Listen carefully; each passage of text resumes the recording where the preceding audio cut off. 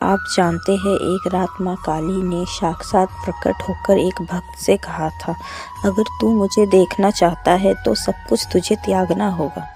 कोलकाता के गंगा तट पर स्थित माँ दक्षिणेश्वर काली मंदिर, जहाँ विराजमान माँ दक्षिणेश्वर, जिन्हें साक्षात शक्ति का रूप माना जाता है। कहा जाता है यह मंदिर बन रहा था तब इसकी स्थापना रानी रासमणी को एक रात सपन में आया था। सपन में माँ काली प्रकट हुई और बोली, मेरा मंदिर नहीं बनाओ जहाँ गंगा की धारा मूर्ति है और मैं वहाँ स्वयं वास करूँगी। अगली सुबह रानी रासमणी ने ठीक उसी स्थान पर मंदिर बनवाया।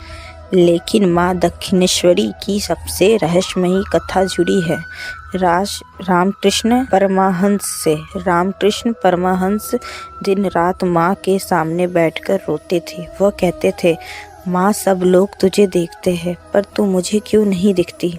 कई कई दिन वो बिना खाए बिना सोए माँ को पुकारते रहते थे। एक रात जब पीरा अनसनी हो गई तो रामकृष्ण परमहंस ने माँ की मूर्ति के सामने अपने प्राण त्यागने के लिए निश्चित कर लिया। जैसे ही उन्होंने आंखें बंद की, अचानक पूरा मंदिर प्रकाश से भर गया। माँ दक्षिणेश्वरी स्वयं प्रकट हुई।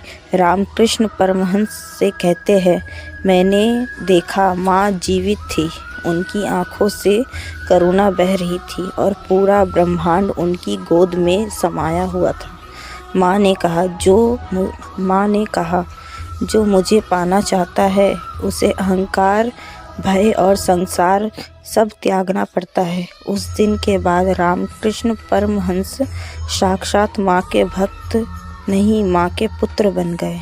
आज भी कहा जाता है, जो सच्चे मन से माँ दक्षिणेश्वरी को पुकारता है, माँ उसे कभी खाली हाथ नहीं लौटाती।